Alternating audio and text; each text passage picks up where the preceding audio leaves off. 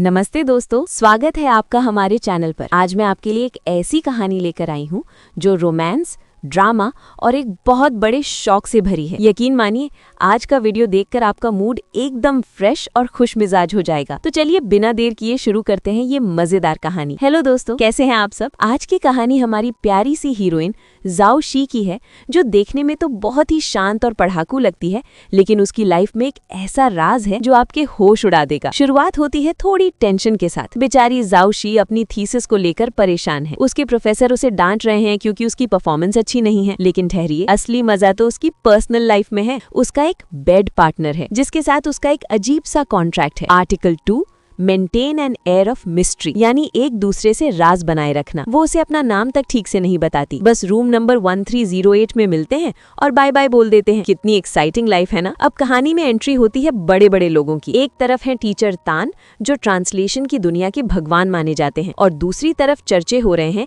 Ying हेंगजी के। लोग कह रहे हैं कि यिंग हेंगजी तो फाइनेंशियल दुनिया का जादूगर है, हार्वर्ड से PhD है और बहुत अमीर है। फरारी वाली पर्सनैलिटी है भाई की। सब उसकी तारीफों के पुल बांध रहे हैं। अब आता है कहानी का सबसे मजेदार हिस्सा। एक बड़ी हाई प्रोफाइल पार्टी चल रही है। जाओ शी वहां पहुंचती है और जैसे ही उसकी नजर उस महान यिंग हेंगजी पर पड़ती है, ओ माय गॉड, आप यकीन नहीं करेंगे, ये यिंग हेंगजी कोई और नहीं बल्कि वही लड़का है जो उसका सीक्रेट बेड पार्टनर है। सोचिए बेचारी जाओ शी की क्या हालत हुई होगी। वो सोच रही थी ये कोई साधारण लड़का है और ये तो डिंग सेंग वेंचर कैपिटल का प्रेसिडेंट निकला। किस्मत हो तो ऐसी। अब देखिए सीन। टीचर तान बड़े प्यार से जाओ शी को यिंग हेंगजी से मिलवाते हैं। वो कहते हैं, ये है मिस्टर यिंग और ये है मेरी होनहार स्टूडेंट जाओ शी। दोनों एक दूसरे को ऐसे देख रहे हैं जैसे पहली बार मिल रहे हो। कितनी प्यारी एक्टिंग चल रही है।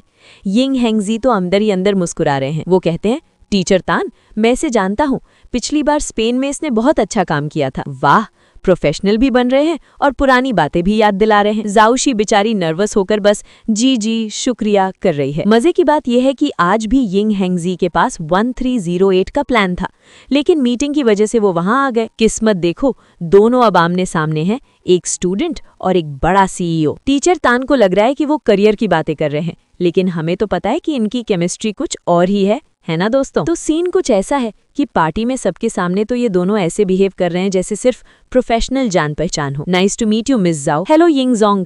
लेकिन असली खेल तो फोन पर चल रहा है। पार्टी के बीच में ही यिंग हेंगजी मैसेज करता है, 1308 आ रही हो ना? उफ, ये चोर सिपाही वाला रोमांस। यिंग हेंगजी उसे मैसेज में एंजल बुला रहा है। जाओ शी उसे चिढ़ाती है और यंगर ब्रदर, छोटा भाई कहती है, क्योंकि वो उम्र में छोटा है। लेकिन हमारे हीरो का जवाब सुनिए। वो कहता है, हाँ मैं छोटा हूँ, लेकिन मेरी एनर्जी की कोई लिमिट नहीं है।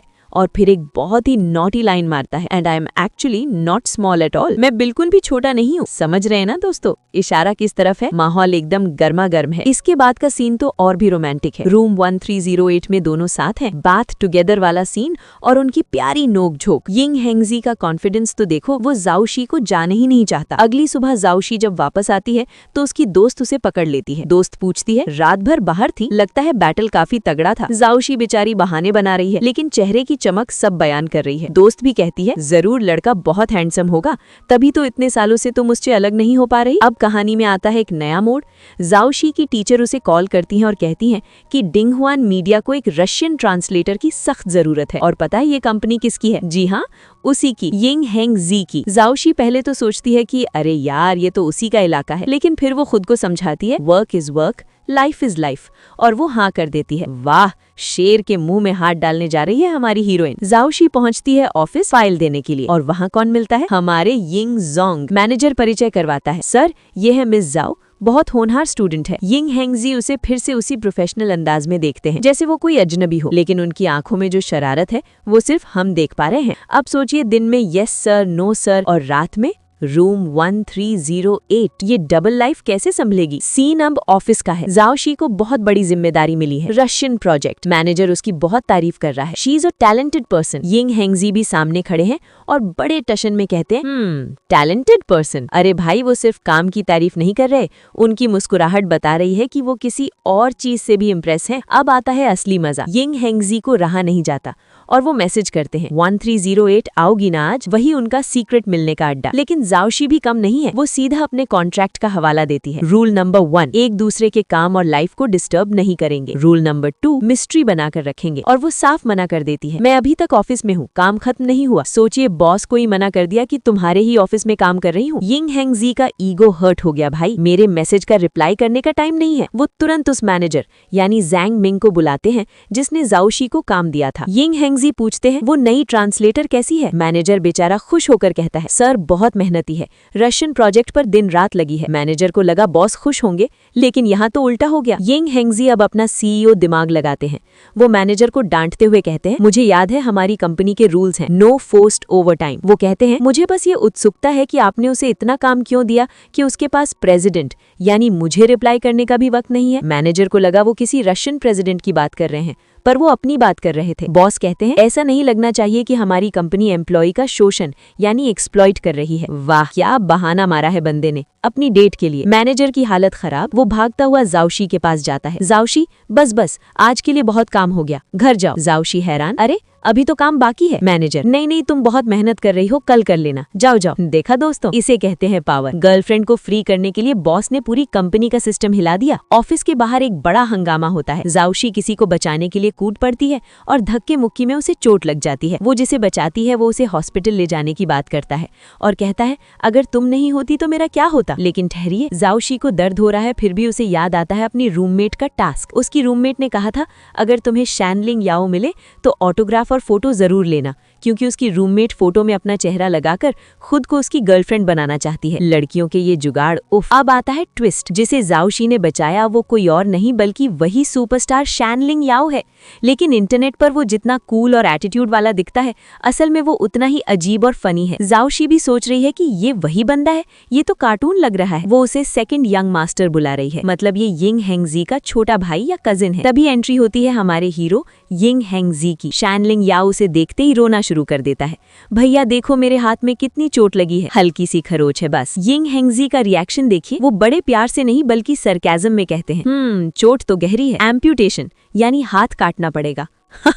भाई को चुप कराने का क्या तरीका है। लेकिन जैसे ही यिंग हेंगजी की नजर जाओशी के पैर पर पड़ती है जहां से खून निकल रहा है, उसका मजाक तुरंत गायब हो जाता है। उसकी आवाज बदल जाती है। वो शैनलिंग याओ को डांटता है, तुम रोना बंद करो, असली चोट इसे लगी है। यिंग हेंगजी धीरे से जाओशी से पूछता है, डज इट हर्ट, दर्द हो रहा है। ओहो, यहाँ पिघल गया सख्त लौंडा। लेकिन सबके सामने वो फिर से सीईओ मोड ऑन कर लेता है और कहता है, मिस जाओ, ये कंपनी की जिम्मेदारी है, आपको डबल मुआवजा मिलेगा। अरे सर, पैसे नहीं, बस प्यार से देख लो वही काफी है। अब सीन हॉस्पिटल के कमरे का है। सेकंड ब्रदर यानी वो फनी सुपरस्टार चालाकी से वॉशरूम जाने का बहाना बनाकर बाहर निकल जाता है और अब कमरे में सिर्फ दो लोग हैं, जाओशी और यिंग हेंगजी। दरवाजा बंद करके यिंग हेंगजी सीधा मुद्दे पर आता है। वो पूछता है, तुम मेरे मैसेज का रिप्लाई क्यों नहीं कर रही। जाओशी फिर से वही पुराना बहाना बनाती है, प्रोजेक्ट बहुत भारी है, टाइम ही नहीं मिलता। लेकिन यिंग हेंगजी को पता है कि वो झूठ बोल रही है। वो उसके करीब जाकर पूछता है, क्या मैसेज पढ़कर जानबूझकर रिप्लाई नहीं किया। उफ, ये बॉस टू शर्लॉक होम्स बन गया है। जाओशी कहती है, प्राइवेट टाइम और वर्क टाइम अलग होना चाहिए। लेकिन यिंग हेंगजी का जवाब सुनिए। वो कहता है, अच्छा तो अभी हम किस टाइम में हैं? ये डिपेंड करता है कि मैं किस हैसियत से पूछ रहा हूँ। और फिर एक बहुत ही नॉटी लाइन मारता है, तो मिस जाओ को ये स्टिम्युलेटिंग फीलिंग पसंद है, मुझे भी ये सीक्रेट अफेयर वाला फील बहुत पसंद है। ओ माय गॉड, हॉस्पिटल में ऐसा फ्लर्टिंग, डॉक्टर को बुलाओ, मेरा दिल जोर से धड़क रहा है। वो वादा करता है कि ये राज सिर्फ उनके बीच में रहेगा। कितना रोमांटिक है ना। अगले सीन में हम ऑफिस में हैं। अचानक पूरी टीम के लिए महंगा वाला आफ्टरनून टी और केक्स आ जाते हैं। लोग हैरान हैं, अरे भाई ये केक तो 2000 का है, हमारी लॉटरी लग गई क्या। पता चलता है कि ये सब उसी सेकंड ब्रदर ने भेजा है जिसे जाओशी ने बचाया था। जाओशी मना करती है कि इतने पैसे मत खर्च करो, लेकिन वो अमीर ज़्यादा कहता है, अरे ये ब्रांड भी मेरे भाई यानी यिंग हेंगजी का ही है, समझ लो कंपनी का प्रॉफिट बढ़ा रहे हैं। वाह, इसे कहते हैं घर की खेती। तभी यिंग हेंगजी के फोन पर उसकी माँ की कॉल आती है। माँ वही घिसा पिटा डायलॉग मारती है, बेटा 28 साल के हो गए हो, कब शादी करोगे, मुझे पोता पोती कब खिलाने को मिलेंगे। यिंग हेंगजी बहाना बनाता है, mom I am very busy, no time for dating. अरे भाई अभी तो हॉस्पिटल में रोमांस कर रहे थे। माँ कहती है, तुम्हारे पास कोई ऐसा होना चाहिए जो तुम्हारा सुख दुख समझे। लेकिन हमारा हीरो बड़ा स्मार्ट है, वो माँ को ही सलाह दे देता है, माँ अगर आप बोर हो रही हैं तो सीनियर यूनिवर्सिटी ज्वाइन कर लो, पढ़ने में मन लगेगा। माँ को ही स्कूल भेज दिया, इसे कहते हैं स्मार्ट बेटा। मम्मी जी एकदम फॉर्म में है। वो यिंग हैंगजी को डांट रही हैं। बेटा तुम मुझे मत सिखाओ, अगर इस साल तुम गर्लफ्रेंड घर नहीं लाए तो मैं खुद तुम्हारे लिए लड़की ढूंढ दूंगी। माँ कहती है मेरा बेटा एकदम अकेला है, उसे वार्मथ चाहिए। यिंग हैंगजी बेचारा इतना बड़ा सीईओ होकर भी मम्मी के सामने भीगी बिल्ली बना हुआ है, वो बस कर रहा है। अब यिंग हैंगजी चुपके से अपनी हीरोइन जोशी को मैसेज करता है, आज रात फ्री हो 1308। लेकिन जोशी कहती है नहीं, आज मैं अपनी रूममेट के साथ ड्रिंक कर रही हूँ, 11 बजे फ्री होंगी। उधर रूममेट जोशी की क्लास लगा रही है। वो कहती है तुम एकदम पत्थर आइस ब्लॉक हो, जब हम कोको मूवी देखकर रो रहे थे तुम वहाँ कंकाल का मॉडल देख रही थी। रूममेट कहती है तुम्हें इमोशनल डेफिशिएंसी डिसऑर्डर है, भावनाओं की कमी है। जोशी नशे में ज्ञान देती है, समझदार लोग प्यार व्यार नहीं करते, वो करियर बनाते हैं। उसकी दोस्त उसे चिढ़ाती है, तभी तो तेरा वो सीक्रेट बॉयफ्रेंड जरूर कोई टकला अंकल होगा। हा हा हा। दोस्तों सोचिए अगर यिंग हैंगजी सुन लेता कि उसे टकला अंकल बोला जा रहा है तो उसका क्या रिएक्शन होता, जबकि वो तो फरारी जैसा हैंडसम है। अगली सुबह तो और बड़ा धमाका होता है। वो सेकंड ब्रदर यानी शैन लिंग याओ सबको इकट्ठा करता है और ऐलान करता है मुझे अपनी देवी से प्यार हो गया है, उसने मेरी जान बचाई, अब मैं उसे अपने शरीर से यानी रीपे विद बॉडी बदला चुकाऊंगा। अरे भाई वो तेरी भाभी है होने वाली, रुक जा। वहाँ खड़ा यिंग हैंगजी ये सुनकर हैरान है, उसका अपना छोटा भाई उसकी गर्लफ्रेंड पर डोरे डाल रहा है। यिंग हैंगजी तुरंत भाई की बेइज्जती करना शुरू कर देता है, अबे पहले अपने बाल तो ठीक से उगने दे, तुझे याद है पिछली बार ऑनलाइन डेटिंग में तेरा क्या हाल हुआ था। बेचारे छोटे भाई का पोपट हो गया।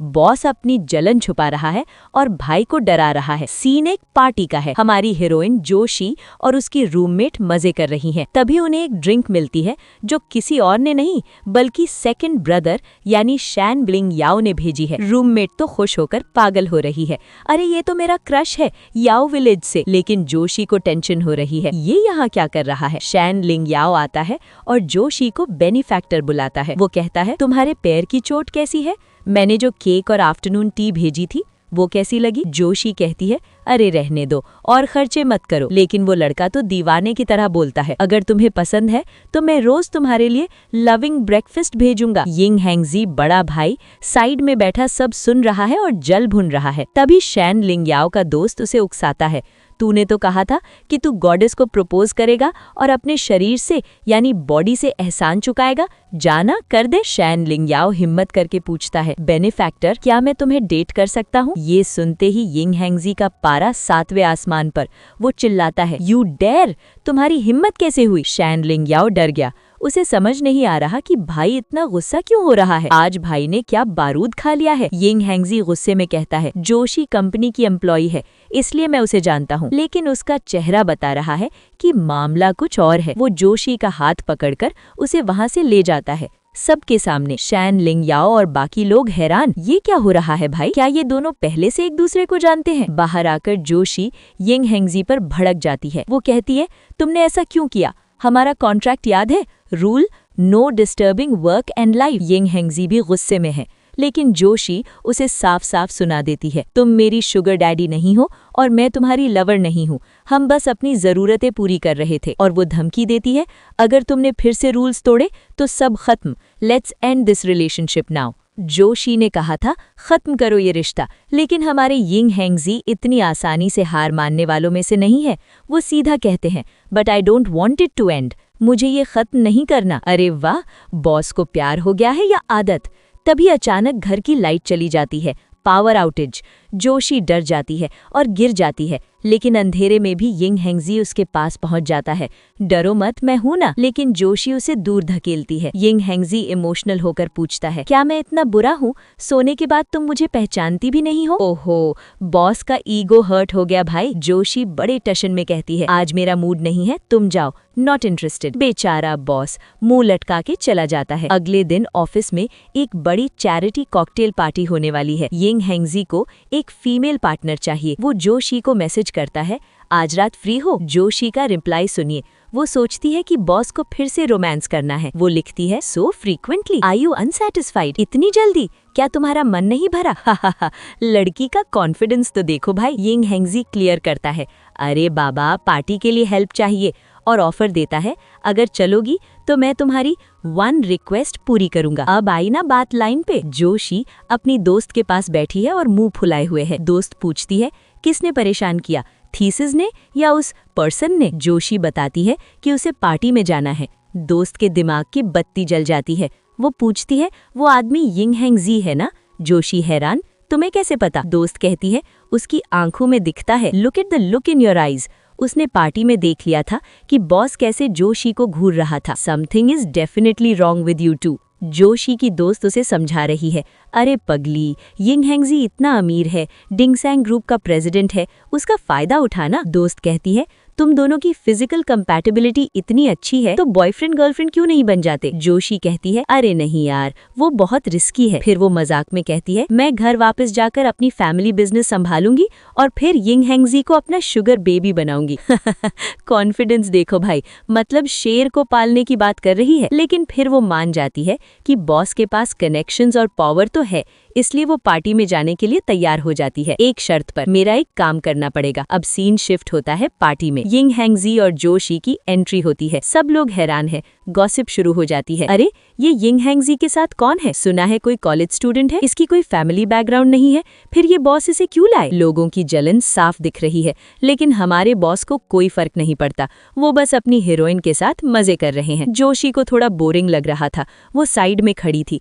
तभी अचानक पीछे से आवाज आती है, सिस्टर तुम यहाँ क्या कर रही हो? ओ माय गॉड, ये तो उसका भाई है, जोशी। भाई पूछता है, तुम यिंग हैंगजी के साथ क्या कर रही हो? क्या मम्मी को पता है कि तुम डेटिंग कर रही हो? लो भाई, जिस बात का डर था वही हुआ, घर वाले भी यहीं पहुंच गए, अब तो क्लास लगेगी। जोशी घबरा जाती है, उसकी बोलती बंद।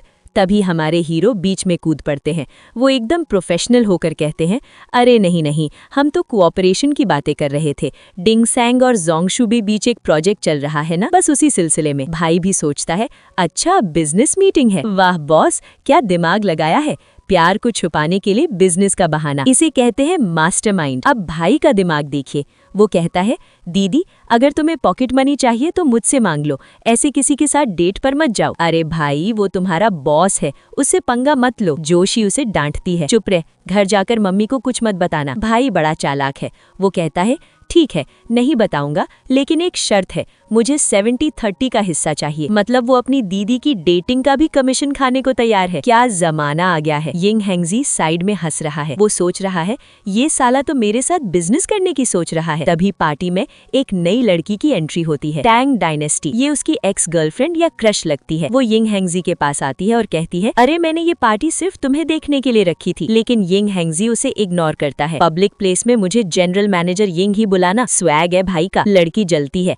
सुना है तुम एक कॉलेज स्टूडेंट को लाए हो, क्या अब तुम्हें ऐसी लड़कियां पसंद है? जोशी तुरंत जवाब देती है, हाँ उन्हें मेरा ही टाइप पसंद है, आप भी कोशिश कर लीजिए, शायद पसंद आ जाए। ओहो क्या करारा जवाब दिया है। पार्टी खत्म होने के बाद दोनों रूम में आते हैं। जोशी को अपनी ड्रेस की जिप खोलने में दिक्कत हो रही है। वो यिंग हैंगजी से कहती है, मेरी हेल्प कर दो। जैसे ही वो हेल्प करता है, जोशी उसे धकेल देती है, अब जाओ काम हो गया। यिंग हैंगजी चिढ़ जाता है, यूज करके फेंक दिया। वो कहता है, तुमने ही मुझे बुलाया था, अब मुझे भी कुछ चाहिए, समझ रहे हो ना क्या? जोशी उसे डार्लिंग कहकर चिढ़ाती है और फिर बाहर निकाल देती है। देर रात दोनों बातें कर रहे हैं। जोशी अचानक डर जाती है, अरे मैं तुम्हारी डेट बनकर गई थी, अब तो पूरी कंपनी को पता चल जाएगा। यिंग हैंगजी हंसता है, अरे पगली अब होश आया, तुम्हारा रिएक्शन टाइम बहुत स्लो है। मतलब अब पूरी कंपनी में खबर फैल चुकी है कि बॉस की गर्लफ्रेंड कौन है। पार्टी डर रही है, अरे पार्टी में सब मुझे देख रहे थे, अब क्या होगा? यिंग हैंगजी उसे समझाता है, टेंशन मत लो,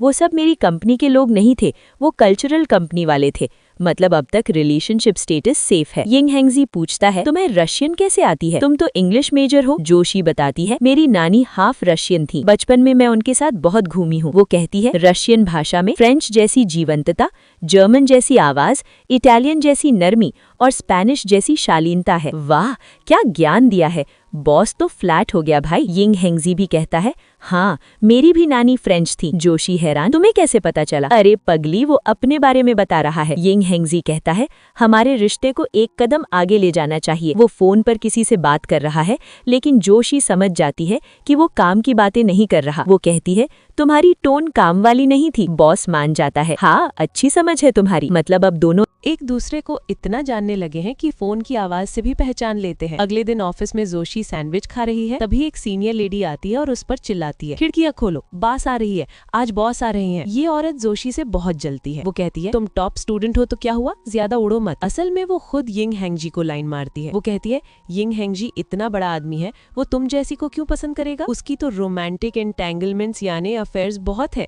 जोशी मनी मन सोच रही है, बेटा जिसकी तुम बात कर रही हो वो मेरा ही है। तभी यिंग हैंगजी ऑफिस में एंट्री मारते हैं।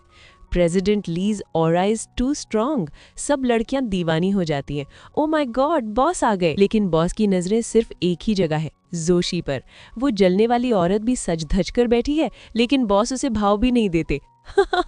क्या सीन है। ऑफिस में लड़कियां गॉसिप कर रही हैं, अरे हमारे बॉस यिंग हैंगजी तो एकदम एस्थेटिक टाइप है, त्यागी बाबा हैं, उन्हें लड़कियों में कोई इंटरेस्ट ही नहीं है। लेकिन हमारी हीरोइन जोशी मनी मन सोच रही है, एब्स्टिनेंस माय एस, घंटा त्यागी। मुझे पता है वो रात में क्या करते हैं। लड़की का फ्रस्ट्रेशन तो देखो, बॉस की भोली इमेज देखकर उसे हंसी आ रही है। तभी मैनेजर वहां पर आता है और जोशी को ऑर्डर देता है, जाओ बॉस के केबिन में कॉफी देकर आओ। उन्हें डबल स्ट्रेंथ अमेरिकानो पसंद है। वो सोचता है कि जोशी डर जाएगी, लेकिन उसे क्या पता कि बॉस को कॉफी से ज्यादा जोशी पसंद। जोशी कॉफी लेकर पहुंचती है। वहाँ बॉस के साथ कुछ और लोग भी हैं। वहाँ मौजूद एक डायरेक्टर पूछता है, अरे ये वही लड़की है जिसने तुम्हारे भाई ली याओ को बचाया था। बॉस यिंग हैंगजी कहते हैं, हाँ हम इसके बहुत शुक्रगुजार हैं। तभी बात निकलती है कि जोशी बेचेंग यूनिवर्सिटी की स्टूडेंट है। बॉस तुरंत मौका मारते हैं। वो कहते हैं, अरे वाह, मैं भी तो वहीं से पढ़ा हूँ, हम तो एल्यूमिनाई निकले, एक ही कॉलेज के। और फिर वो बम फोड़ते हैं, चलो मुझे सीनियर बोलकर दिखाओ, call me senior. O my God,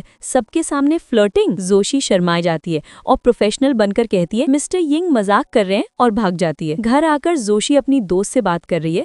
दोस्त पूछती है, क्या चल रहा है तुम दोनों के बीच, क्या अभी भी रात को ह्यूमन एनाटॉमी डिस्कस करते हो, यानी क्या अभी भी सिर्फ फिजिकल रिलेशन है या प्यार हो गया। जोशी बताती है, उसने कहा था कि रिश्ते को आगे बढ़ाना चाहिए, डीप डेवलपमेंट, लेकिन मैंने मना कर दिया। दोस्त हैरान, क्यों भाई, इतना अमीर और हैंडसम लड़का। जोशी कहती है, उसके पीछे बहुत लड़कियां पड़ी रहती हैं, मुझे रोज रोज जेलसी का ड्रामा नहीं चाहिए, मैं थक जाऊंगी। वाह, लड़की समझदार है, मेंटल पीस पहले चाहिए। दूसरी तरफ बॉस का छोटा भाई सैनलिंग यो गेम खेल रहा है, लेकिन उसका मन नहीं लग रहा। दोस्त पूछते हैं, क्या हुआ भाई, आज मूड क्यों खराब है। अरे उसे क्या पता कि जिस लड़की को, जोशी को, वो पसंद करता है वो उसके बड़े भाई की एक्स नहीं बल्कि करंट वाली है। बेचारा कंफ्यूजन में ही जी रहा है। छोटे भाई सैनलिंग याओ को पता चल गया था कि जिस लड़की को, जोशी को, वो गॉडेस मानकर घर ले जाना चाहता था, वो असल में सेकंड ब्रदर्स गर्लफ्रेंड यिंग हैंगजी की गर्लफ्रेंड है। वो माफी मांगते हुए कहता है, भाई मुझे माफ कर दो, अगर मुझे पता होता तो मैं कभी ऐसा ना सोचता, मैं उसे घर नहीं ले जाना चाहता। बेचारा कितना डर गया है। यिंग हैंगजी का दोस्त सिउ पांजो उसे चढ़ाता है,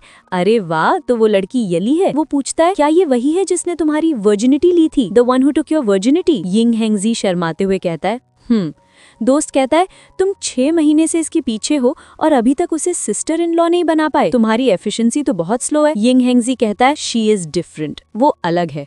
ओहो, बॉस को सच्चा प्यार हो गया है भाई। यिंग हैंगजी को अपने छोटे भाई पर गुस्सा तो नहीं, पर जलन जरूर है। वो उसे सजा देने के लिए एक नोटबुक देता है। कहता है, ये एक एक्शन एडवेंचर मूवी है जो गोल्ड मेडल के लिए है। शूटिंग लोकेशन थोड़ी दूर है, साउथ वेस्ट चाइना के घने जंगलों में, डीप माउंटेन्स एंड फॉरेस्ट। छोटा भाई रोने लगता है, अरे भाई मुझे जंगल में शूटिंग नहीं करनी, मेरी अर्बन ड्रामा वाली मूवी अभी खत्म नहीं हुई। लेकिन बॉस नहीं मानता, तैयारी शुरू करो, न्यू ईयर के बाद शूटिंग है। हा, भाई को रास्ते से हटाने का क्या सही तरीका निकाला। तभी पार्टी में डायरेक्टर जाओ आते हैं। वही व्यक्ति है जिसे जाओ शी ने ब्रिटिश प्राइम मिनिस्टर समझा था। वो यिंग हैंगजी और एक्स पांजाओ को देखकर चिपक रहा है, अरे मैं तो बस हेलो कहने आया। सिउ पांजो चालाकी से उसे बातों में उलझा लेता है, आओ आओ मुझे तुमसे प्रोजेक्ट डिस्कस करना है, ताकि यिंग हैंगजी और जोशी को टाइम मिल सके। दोस्त हो तो ऐसा। जोशी को वहाँ बहुत ऑकवर्ड लग रहा है। छोटा भाई सैनलिंग याओ पूछता है, सिस्टर जो क्या हुआ, तुम ठीक नहीं लग रही। जोशी कहती है, अरे कुछ नहीं, बस थोड़ी थक गई हूँ। सैनलिंग याओ कहता है, क्या बुखार है,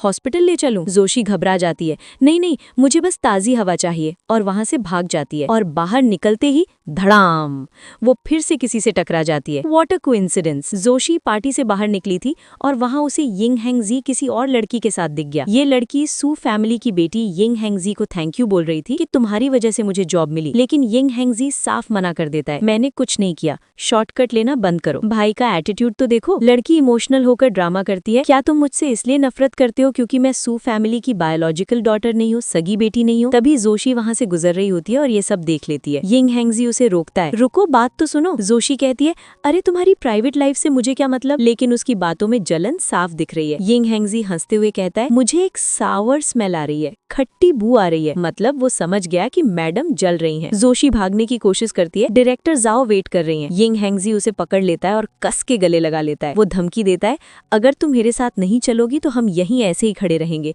जब डायरेक्टर जाओ आएंगी और हमें ऐसे हग करते हुए देखेंगी तो कितना मजा आएगा ना।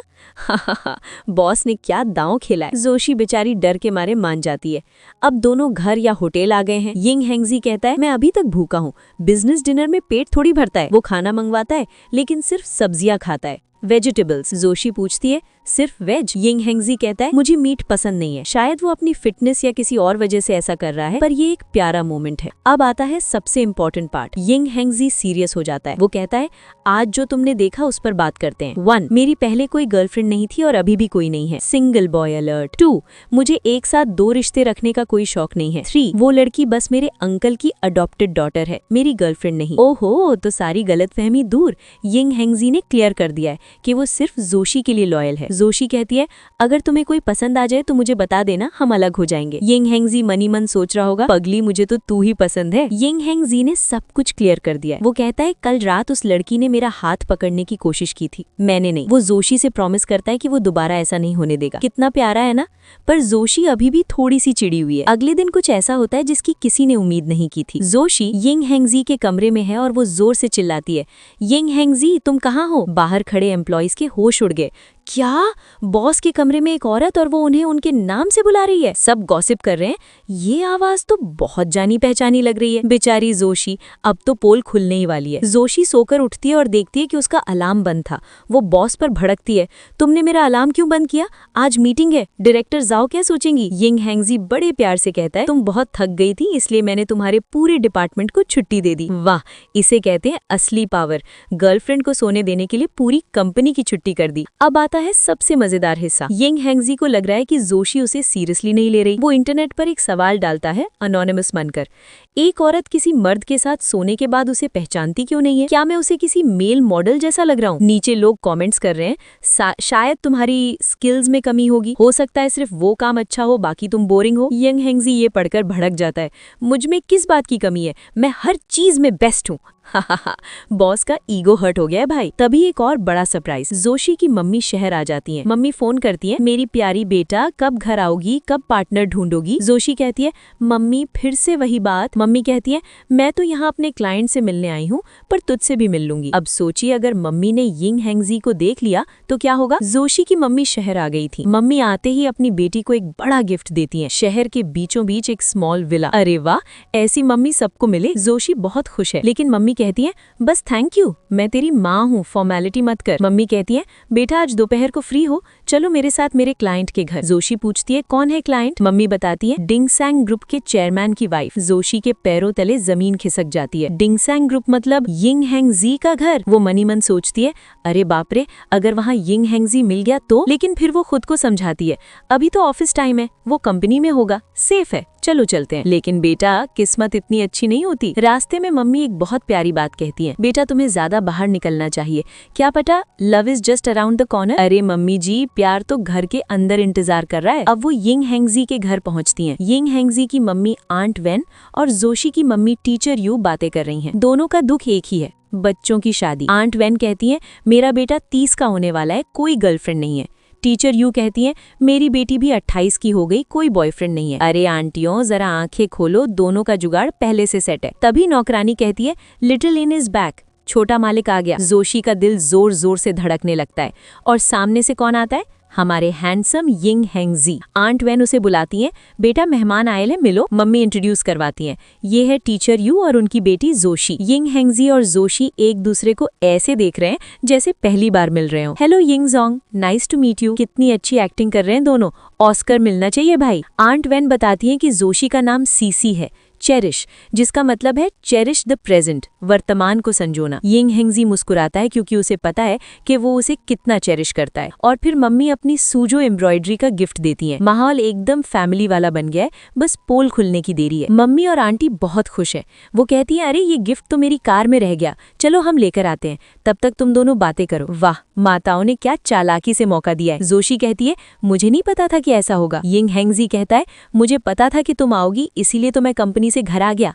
अरे भाई, तुम पहले से तैयारी करके आए थे। मम्मी और आंटी के जाने के बाद यिंग हेंगजी के तेवर बदल जाते हैं। वो जोशी को परेशान करता है, चलो वो थोड़ा सीरियस हो जाओ, और फिर एक नॉटी कमेंट करता है, तुमने अपनी स्कर्ट ठीक से नहीं उठाई, you are not lifting your skirt properly. Joshi डर जाती है, क्या कर रहे हो, पागल हो गए हो, अगर किसी ने देख लिया तो। यिंग हेंगजी कहता है, अरे रिलैक्स, उन्हें पता नहीं चलेगा। और फिर वो उसे चिढ़ाता है, क्या दर्द हो रहा है, अरे ये क्या बातें हो रही हैं। जोशी उसे चाइल्डिश बोलकर हाथ छुड़ा लेती है। जोशी पूछती है, क्या तुम्हारे साथ ऐसा पहले भी हुआ है? मम्मी अक्सर लड़कियों को घर लाती हैं। यिंग हेंगजी कहता है, नहीं, आज पहली बार हुआ है। जोशी को यकीन नहीं होता। वो कहती है, तुम टेक्निकली स्किल्ड लगते हो, ऐसा लगता है तुम्हारी बहुत सारी एक्स गर्लफ्रेंड्स होंगी, जैसे कैंग शुएरान, टीना। यिंग हेंगजी कहता है, अरे मैं एक्सीलेंट हूँ, इसलिए लड़कियां मुझे पसंद करती हैं, इसमें मेरी क्या गलती है? अब आता है असली मजा। जोशी पूछती है, तुम्हारे कितने अफेयर्स रहे हैं? यिंग हेंगजी, वंस, एक बार। जोशी, वो कौन थी? यिंग हेंगजी, पता नहीं, मिलने से पहले ही डंप कर दिया, ऑनलाइन डेटिंग थी। इतना अमीर लड़का ऑनलाइन डेटिंग में कटा। और फिर वो शर्माते हुए कन्फेस करता है, my first time was with you, मेरी पहली बार तुम्हारे साथ थी। जोशी हंसती है, तुम 30 साल के हो और ये पहली बार था, क्या तुम पवित्र रहने का व्रत लिए थे? यिंग हेंगजी कहता है, क्या ये गलत है? और वैसे भी wasn't this your first time too? क्या ये तुम्हारी पहली बार नहीं थी? यिंग हेंगजी कहता है, मुझे जिम्मेदारी लेनी चाहिए। जोशी कहती है, अरे नहीं, हम सब अडल्ट्स हैं, जस्ट बी हैप्पी, बस खुश रहो। तभी मम्मी और आंटी वापस आ जाती हैं। आंटी कहती है, सीसी, तुम हेजांग रोड पर शिफ्ट हो रही हो? अरे वाह, व्हाट अ कोइंसिडेंस, क्या संयोग है। जोशी अब हेजांग रोड पर शिफ्ट हो रही है, जहाँ यिंग हेंगजी पहले से रहता है। आंटी वेन, यिंग हेंगजी की मम्मी, कहती है, अरे ये तो पड़ोस में ही है, बेटा तुम्हें जाकर इसकी मदद करनी चाहिए। यिंग हेंगजी कहता है, हाँ बिल्कुल, कोई परेशानी नहीं। जोशी अपनी दोस्त से मिलती है, जो उसे देख लेती है यिंग हेंगजी के साथ। दोस्त कहती है, अरे तुम और यिंग हेंगजी नेबर हो, मजाक कर रही हो? जोशी कंफर्म करती है, हाँ हम सच में पड़ोसी हैं, सेम कम्युनिटी। दोस्त कहती है, वाह ये अरेंजमेंट तो बहुत बढ़िया है, अब तुम लोग न्यू लोकेशंस अनलॉक कर सकते हो। दोस्त का दिमाग देखो भाई। दोस्त कहती है, सुनो, 246 मंगल गुरु शनि तुम्हारे घर, और 135 सोम बुध शुक्र उसके घर, और संडे को छुट्टी ले लेना, कंजर्व एनर्जी, ताकत बचाकर रखना। जोशी हंसते हुए कहते हुए, ये भी ठीक है। अरे मतलब मान भी गई। तभी यिंग हेंगजी गाड़ी में अचानक ब्रेक लगाता है। जोशी पूछती है, क्या हुआ? यिंग हेंगजी उसे घूरता है। उसे लगता है कि जोशी सच में उसे सिर्फ फिजिकल काम के लिए यूज कर रही है। वो कहता है, मैंने तुम्हें मूव करने में हेल्प की, अब बताओ थैंक यू कैसे बोलोगी? जोशी कहती है, अरे मैं तो बस फॉर्मेलिटी कर रही थी। यिंग हेंगजी सीरियस हो जाता है, तुमने इसे सीरियसली ले लिया? अगर मैं उसके साथ हमेशा रह सकूं तो ये कितनी ब्यूटीफुल थिंग होगी ना। बॉस का दिल बड़ा सॉफ्ट है यार। घर पहुंचकर यिंग हेंगजी रोमांटिक मूड में है। वो कहता है, तुम्हारी दोस्त का सजेशन अच्छा था, 246 वाला। आज सैटरडे है तो आज तुम्हारे घर। लेकिन जोशी उसे रोक देती है, नहीं, I don't want to be here, मैं यहाँ नहीं रहना चाहती। यिंग हेंगजी का दिल टूट जाता है। वो माफी मांगता है, सॉरी मैं कुछ ज्यादा ही आगे बढ़ गया, और चला जाता है। जोशी अकेले में सोचती है, उसे अपनी दोस्त की बात याद आती है। हो सकता है उसे तुम में सिर्फ फिजिकल अट्रैक्शन हो और कुछ नहीं, शायद बाकी चीजें अनसैटिस्फैक्ट्री हैं, बस वही एक चीज, सेक्स ठीक है। जोशी कंफ्यूज्ड है, क्या वो सच में मुझसे प्यार करता है या बस टाइम पास? बचपन का दोस्त रेंजिंग रुई खाने पर आया था। वो अब भी चुप नहीं हो रहा। वो यिंग हेंगजी को जलाने के लिए कहता है, जोशी बचपन में बहुत जंगली थी, लेकिन अब देखो इसके पीछे लड़कों की लाइन फ्रांस तक लगी हुई है। वो कहता है, अरे हमारी क्लास का वो जोजे, उसके तो 2 बच्चे भी हो गए और तुम अभी तक सिंगल हो। बेचारा दोस्त ताने मार रहा है ताकि जोशी को कोई बॉयफ्रेंड मिले, शायद वो खुद बनना चाहता है। खाना खाते वक्त जोशी को मिर्ची लग जाती है। दोस्त और यिंग हेंगजी दोनों फिक्र करते हैं, लेकिन दोस्त रेंजिंग रुई समझदार निकलता है। वो कहता है, अच्छा मैं चलता हूँ, तुम दोनों के लिए जगह छोड़ देता हूँ। वाह, दोस्त हो तो ऐसा जो समझ जाए कि कबाब में हड्डी नहीं बनना। अब यिंग हेंगजी और जोशी अकेले हैं। जोशी पूछती है, तुम जा क्यों नहीं रहे? यिंग हेंगजी एकदम बच्चे की तरह जिद करता है, मैं नहीं जाना चाहता, तुमने मुझे 10 दिन से गले नहीं लगाया। इतना बड़ा CEO और ऐसी बातें।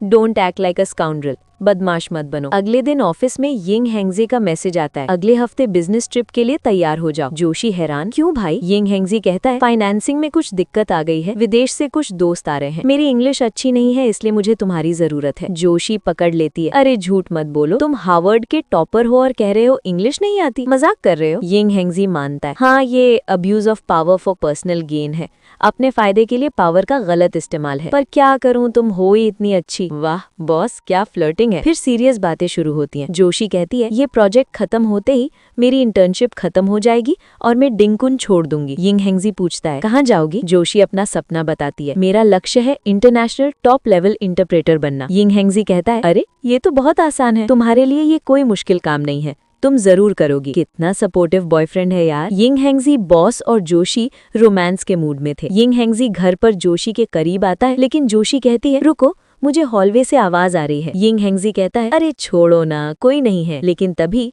धप्पा, दरवाजे पर वही बचपन का दोस्त रेंजिंग रूई खड़ा है। वो चिल्लाता है, आउच, सॉरी, तुम लोग जारी रखो, कंटिन्यू। जोशी और यिंग हेंगजी दोनों हक्के बक्के रह जाते हैं। बॉस का गुस्सा 7वें आसमान पर है। यिंग हेंगजी कहता है, तुम अभी तक यहाँ क्या कर रहे हो? दोस्त कहता है, तुमने मुझे जाने को कब कहा? मैं तो बस निकल ही रहा था। अरे भाई, इतना तो कॉमन सेंस होना चाहिए। दोस्त के जाने के बाद यिंग हेंगजी कहता है, तुम्हें पता था कि वो घर में है? जोशी कहती है, मुझे नहीं पता था, मैं भी तो डर गई थी। यिंग हेंगजी गुस्से में मजाक में कहता है, मैं उसकी आंखें निकाल लूंगा, I'll gouge out his eyes। Joshi कहती है, अरे वो मेरा अच्छा दोस्त है। यिंग हेंगजी कहता है, दोस्त तुमसे ज्यादा जरूरी नहीं है। वाह बस, कितना पॉजेसिव है। फिर वो पूछता है, शुड वी कंटिन्यू, क्या हम जारी रखें? जोशी कहती है, अब मूड खराब हो गया। अगले दिन बिजनेस ट्रिप का सीन है। एयरपोर्ट पर सिर्फ यिंग हेंगजी और जोशी हैं। जोशी पूछती है, डायरेक्टर झाओ और बाकी लोग कहाँ हैं? बॉस का असिस्टेंट मिस्टर ये आता है और घबराते हुए कहता है, सॉरी सर, मैंने गलती से डायरेक्टर झाओ की फ्लाइट कल की बुक कर दी, वो एक दिन बाद आएंगे। जोशी को शक होता है, इतनी बड़ी गलती कैसे हो सकती है? बॉस असिस्टेंट को डांटने का नाटक करता है, जाकर सेल्फ क्रिटिसिज्म रिपोर्ट लिखो। लेकिन जोशी समझ जाती है,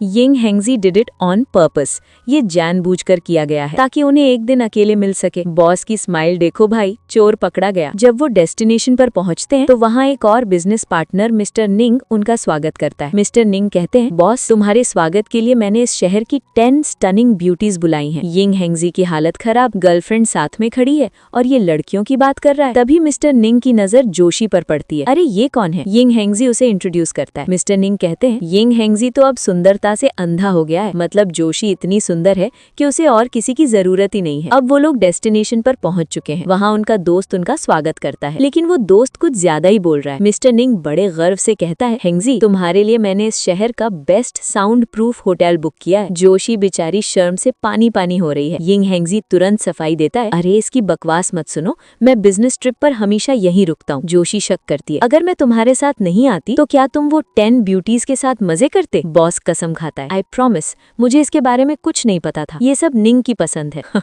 बेचारा बॉस फंस गया। अब थोड़ा बिजनेस ड्रामा है। यिंग हेंगजी और मिस्टर निंग बात कर रहे हैं कि ले ग्रुप के स्टॉक गिर रहे हैं। यिंग हेंगजी कहता है, आग में घी डालने का वक्त आ गया है, ये बहुत चालाक है। दूसरी तरफ बॉस के आदमी ने उन हैकर्स को पकड़ लिया है जिन्होंने कंपनी का डेटा चुराने की कोशिश की थी। सीन बहुत ही एक्शन पैक्ड है। बॉस का आदमी रेज हैकर्स को धमकी देता है, चाकू यहाँ है, बताओ कौन है तुम्हारा बॉस? Old snake. वो कहता है, एविडेंस की जरूरत नहीं, मुझे बस सच चाहिए। बाप रे, बॉस का साइड बिजनेस तो बहुत खतरनाक है। वापस रोमांस पर आते हैं। मिस्टर निंग फोन पर यिंग हेंगजी को चिढ़ाता है, मैंने वो सारी जगहें बुक कर दी हैं जहां मैं अपनी एक्स गर्लफ्रेंड्स को ले जाता था, बहुत रोमांटिक है। यिंग हेंगजी कहता है, चुप कर, जोशी को मनाना पड़ेगा। मिस्टर निंग कहता है, भाई तुम जिस तरह तैयारी कर रहे हो कोई भी सोचेगा कि तुम प्रपोज करने वाले हो। यिंग हेंगजी शर्मा जाता है, बकवास बंद करो। दोपहर को जोशी अकेली घूमने जाती है। यिंग हेंगजी उसे फोन करता है, लंच के लिए मेरा इंतजार मत करना, मिस यू। मिस्टर निंग पास में खड़ा हंस रहा है, हेंगजी तुम कितने क्लिंगी हो गए हो। सोचिए, इतना बड़ा सीईओ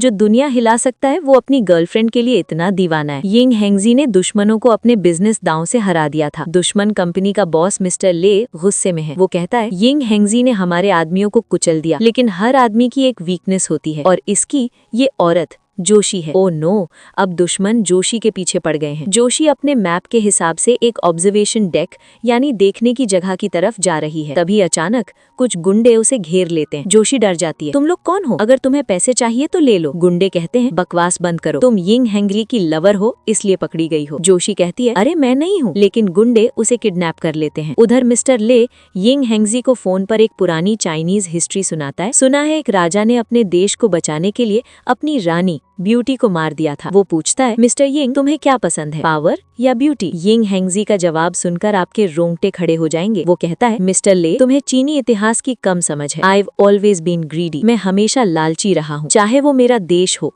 या मेरी रानी, दोनों मेरे हैं और मैं दोनों को अपने हाथ में रखूंगा। कोई उन्हें छू नहीं सकता। वाह क्या डायलॉग मारा है बॉस ने। लेकिन मिस्टर ले ने अपना पत्ता फेंक दिया है। वो कहता है तेरी वुमेन मेरे हाथ में है। कोस्टल हाईवे नंबर 38 पर आ जाओ। अगर उसे एक खरोंच भी आई तो मैं तुझे उसके साथ ही ऊपर भेज दूंगा। यिंग हेंगजी तुरंत गाड़ी में बैठता है और फुल स्पीड में निकलता है। यिंग हेंगजी लोकेशन पर पहुंचता है। वहाँ जोशी को रस्सियों से बांधा गया है, लेकिन सबसे बड़ा खतरा उसके पास एक बॉम्ब है। जोशी चिल्लाती है यिंग हेंगजी पास मत आओ, यहाँ बॉम्ब है। गुंडा हंसता है अरे ये तेरी औरत नहीं है क्या? तो फिर इससे कोई मतलब क्यों नहीं? गुंडा हंसता है इतनी खूबसूरत लड़की बॉम्ब से उड़ जाएगी, क्या तुम्हें दुख नहीं होगा? और फिर काउंटडाउन शुरू। 30 सेकंड बाद हम सब साथ मरेंगे। सब लोग चिल्ला रहे हैं हेंगजी भागो यहाँ बॉम्ब है। लेकिन यिंग हेंगजी वो अपनी जगह से टस से मस नहीं होता। वो जोशी को पकड़ लेता है और कहता है हरी अप, नहीं मैं यहीं रहूंगा तुम्हारे साथ। जोशी रोते हुए कहती है मत करो, ये बेमतलब का बलिदान है, तुम जाओ। पर बॉस का दिल तो पक्का है। वो कहता है डरो मत, मैं इसे संभाल लूंगा। वाह मौत सामने है और बंदा अपनी लेडी को छोड़ने को तैयार नहीं। किस्मत अच्छी थी, बॉम्ब डिफ्यूज हो जाता है या वो बच निकलते हैं। हॉस्पिटल में रिपोर्ट आती है सिर्फ हल्की खरोचे और डर है, बाकी सब ठीक है। लेकिन इस हादसे ने यिंग हेंगजी को बदल दिया है। वो अपने दोस्त मिस्टर निंग को कॉल करता है और कहता है जो भी डिनर क्रूज, अम्यूजमेंट पार्क और वो पिंक डायमंड बुक किया था सब कैंसिल कर दो। दोस्त हैरान क्या तुम पागल हो गए हो, क्या ब्रेकअप हो गया? यिंग हेंगजी कहता है नहीं, वो सब ऑर्डरली रोमांसेस और डिजाइन स्टेप्स बहुत स्लो हैं। मुझे अब ये सब फालतू के नाटक नहीं चाहिए। मुझे बस standing by your side rightfully and legitimately चाहिए। मतलब बॉस को एहसास हो गया है कि जिंदगी का कोई भरोसा नहीं, इसलिए अब और देरी नहीं करना चाहता। वो जोशी के पास आता है। जोशी अभी भी सदमे में है और रो रही है। वो कहता है सब मेरी गलती है, मेरी वजह से तुम मुसीबत में पड़ी, सॉरी। वो देखता है कि जोशी के हाथ में चोट लगी है। वो उसे पागल बोलता है, पर उसकी आंखों में सिर्फ और सिर्फ प्यार है। दोनों की केमिस्ट्री अब एक नए लेवल पर पहुंच गई है। अब जब वो सेफ है तो यिंग हेंगजी और जोशी एक शांत जगह पर बैठे हैं।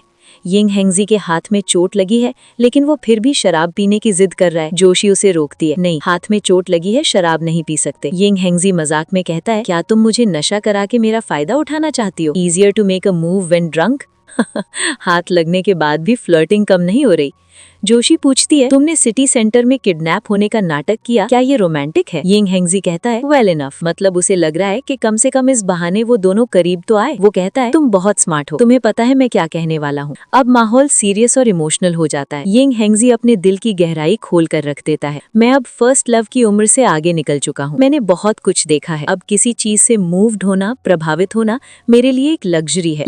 लेकिन फिर वो कहता है लेकिन मैं अपने दिल को जानता हूँ। वो कहता है मैं नहीं चाहता कि हम बिस्तर पर इंटीमेट पार्टनर्स हों और बिस्तर से उतरते ही अजनबी यानी स्ट्रेंजर्स बन जाएं। ओ माय गॉड, ये लाइन कितनी गहरी है। बॉस अब सिर्फ फिजिकल रिश्ता नहीं चाहता, वो सोलमेट बनना चाहता है। यिंग हेंगजी पूछता है जोशी हम अब बच्चे नहीं हैं, अगर तुम्हें मेरे लिए थोड़ी सी भी फीलिंग है तो क्या हम इस रिश्ते को आगे बढ़ा सकते हैं? वो कहता है जल्दी मत करो, सोच कर जवाब दो, मैं इंतजार कर सकता हूँ, आई कैन वेट। लेकिन जोशी का जवाब सुनकर यिंग हेंगजी और हम सब हैरान रह जाएंगे। जोशी मन ही मन सोच रही है कितना अच्छा होता अगर हमारे बीच कोई जेन्युइन फीलिंग्स ना होती, सिर्फ मजे करो और भूल जाओ। वो डर रही है प्यार में पड़ने से। वो यिंग हेंगजी से झूठ बोल देती है, I love you, no feeling, मुझे कोई फीलिंग नहीं है। वो कहती है भविष्य में भी नहीं होगी। मुझे लगता है हमारा ये रिश्ता मेरी नॉर्मल डेटिंग लाइफ को खराब कर रहा है। ओ नो, यिंग हेंगजी का दिल टूट गया। इतना प्यारा प्रपोजल और इतना ठंडा जवाब।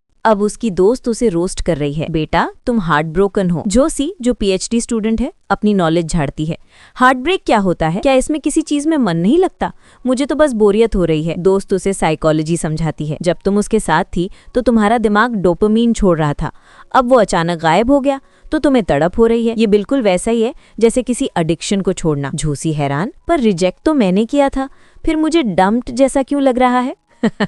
खुद ही कुल्हाड़ी मारी और अब दर्द भी खुद ही हो रहा है। दोस्त कहती है, तुम्हें प्यार से डर लगता है, तुम्हें लगता है कि दिल देना मतलब किसी और के हाथ में चाकू देना है जिससे वो तुम्हें कभी भी बर्बाद कर सके। तुमने अपने चारों तरफ एक दीवार बना ली है, तुम एक आइलैंड बनती जा रही हो जो दुनिया से दूर है।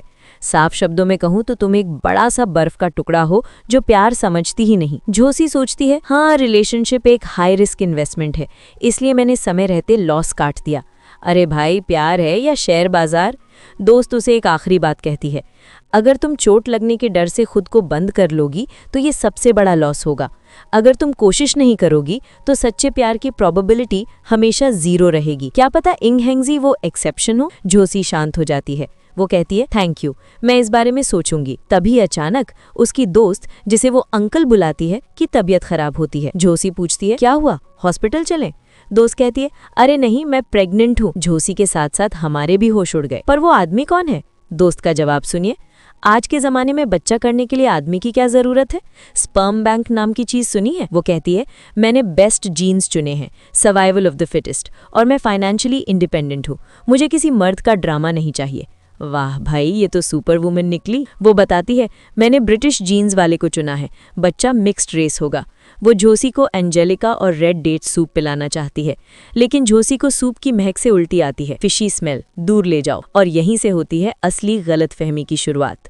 दूसरी तरफ इंग हेंगजी बॉस अपनी टीम के साथ सीरियस एआई इन्वेस्टमेंट की बातें कर रहा है। वो क्लाउड बेस्ड एआई, इंफ्रास्ट्रक्चर और जीपीटी जैसे भारी भरकम शब्दों का इस्तेमाल कर रहा है। तभी उसका दोस्त उसे कॉल करता है।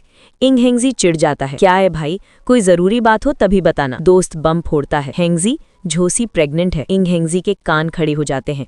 दोस्त कहता है, मैं अपनी वाइफ के चेकअप के लिए हॉस्पिटल गया था, वहां मैंने जोशी को देखा। इंग हेंगजी का दिमाग सन्न रह जाता है।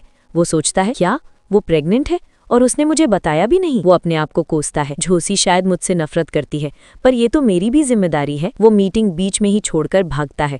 अरे बॉस, रुको तो सही, पूरी बात तो सुनो। इंग हेंगजी सीधा जोशी के पास पहुंचता है। वो एकदम सीरियस और इमोशनल है। जोशी, तुमने मुझे क्यों नहीं बताया? तुम मेरे बच्चे की माँ बनने वाली हो। जोशी कंफ्यूज्ड, हैं? कौन प्रेग्नेंट है? इंग हेंगजी कहता है, जू पानजू ने तुम्हें हॉस्पिटल में देखा था, अब और झूठ मत बोलो। तभी जोशी को फिर से उल्टी जैसा लगता है, शायद किसी बदबू से। इंग हेंगजी को पूरा यकीन हो जाता है, देखा, उल्टी आ रही है, पक्का प्रेग्नेंट हो। जोशी उसे समझाती है, अरे पागल, मैं प्रेग्नेंट नहीं हूँ, हमारे सेफ्टी मेजर्स बहुत कॉम्प्रहेंसिव थे। इंग हेंगजी मानने को तैयार नहीं, मैं जिम्मेदारी लूंगा, शादी करूंगा। जोशी चिल्लाती है, अरे भाई, मैं नहीं हूं, वो मेरी दोस्त है जिसने स्पर्म बैंक से बच्चा किया है। बॉस का चेहरा उतर गया, पोपट हो गया। जोशी बताती है, मैं अपनी जिंदगी के इतने जरूरी मोड़ पर प्रेग्नेंट नहीं हो सकती, मेरा ट्रांसलेशन एग्जाम है। इंग हेंगजी उदास हो जाता है।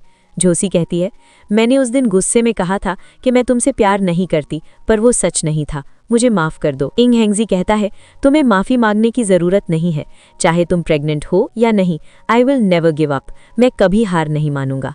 वो कहता है, क्या तुम वापस उसी सिंपल एंड सुपरफिशियल रिश्ते में लौटना चाहती हो? मैं तैयार हूँ। ओ माय गॉड, बॉस प्यार के लिए इतना झुकने को तैयार है। जोशी कहती है, नहीं, मैं वापस नहीं जाना चाहती, हमारी जिंदगी के रास्ते, ट्रेजेक्टरीज अलग है। वो कहती है, इंग हेंगजी तुम एक एक्सेप्शन हो सकते हो, पर मुझे डर लगता है। इंग हेंगजी उसे समझाने की कोशिश करता है, पर जोशी फैसला कर चुकी है, मैं इस रिश्ते से बाहर निकलना चाहती हूँ। अगले दिन कंपनी में साइनो रशियन प्रोजेक्ट की सफलता की पार्टी है। डायरेक्टर जाओ और बाकी लोग जोशी को मनाने की कोशिश करते हैं, प्लीज रुक जाओ, तुम बहुत टैलेंटेड हो। लेकिन जोशी कहती है, people strive to rise higher, यानी इंसान को और ऊंचा उठने की कोशिश करनी चाहिए, और वो उन्हें गुड बाय कहकर चली जाती है। पार्टी में इंग हेंगजी प्रेसिडेंट ली जोशी को ढूंढता है। वो उसे कोने में पकड़ लेता है, तुम मुझसे बच क्यों रही हो? आज की स्टार तो तुम हो। जोशी कहती है, मैं बच नहीं रही हूँ, मैंने आज कंपनी छोड़ दी है, कल मैं हाईचान जा रही हूँ, अपने शहर वापस। इंग हेंगजी सन्न रह जाता है, क्या कल जा रही हो और मुझे बताया भी नहीं। झोसी ने अपना सामान पैक कर लिया है और वो शहर छोड़कर जा रही है। वो इंग हेंगजी से कहती है, अब एक नई जिंदगी शुरू करने का वक्त आ गया है। इंग हेंगजी का चेहरा देखकर लग रहा है कि उसका दिल टूट चुका है। वो हाथ पकड़कर पूछता है, क्या ये अभी भी दर्द कर रहा है? झोसी कहती है, नहीं, हाथ ठीक है। पर इंग हेंगजी अपने दिल पर हाथ रखकर कहता है, पर यहाँ दिल में बहुत दर्द हो रहा है। ये सीन देखकर तो मेरी भी आंखों में आंसू आ गए। इंग हेंगजी कहता है, क्या हम फिर कभी मिलेंगे? वो कहता है, हमारी किस्मत दो ऐसी टिकटों की तरह है जिनकी मंजिलें अलग हैं। हम एक पल के लिए मिले, पर अब हमारे रास्ते पैरेलल हो गए हैं जो कभी नहीं जुड़ेंगे। वो हार मान चुका है। Just like that I am giving up. क्या मैं ऐसे ही हार मान लूं? वो झोसी को एयरपोर्ट तक छोड़ने जाता है, लेकिन इसी इमोशनल ड्रामे के बीच एक बड़ा खतरा मंडरा रहा है। इंग हेंगजी का असिस्टेंट उसे फोन करता है, सर, खबर मिली है कि रेग, वही गुंडा जिसने पहले किडनैप किया था, वापस शहर में आ गया है। वो रे ग्रुप के साथ मिलकर आज कोई बड़ा हमला करने वाला है। इंग हेंगजी का मूड तुरंत बदल जाता है। वो कहता है, अब हिसाब चुकता करने का वक्त आ गया है। It's time to settle the score. वो अपने आदमियों को आदेश देता है कि पूरे शहर के सीसीटीवी कैमरे और बिग डेटा का इस्तेमाल करके रेग को ढूंढो। एयरपोर्ट पर इंग हेंगजी झोसी को देख रहा है, पर उसका दिमाग काम पर भी है। असिस्टेंट पूछता है, सर, आप कहाँ हैं? इंग हेंगजी कहता है, मैं किसी को विदा करने आया हूँ, बस थोड़ी देर में आऊँगा।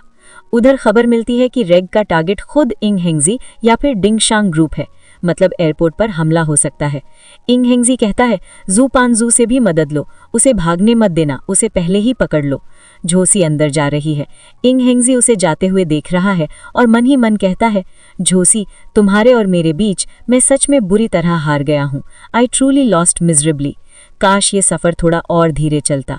उसे अफसोस है कि वो उसे रोक नहीं पाया। रेग दुश्मन हमला करने वाला था और वही हुआ जिसका डर था।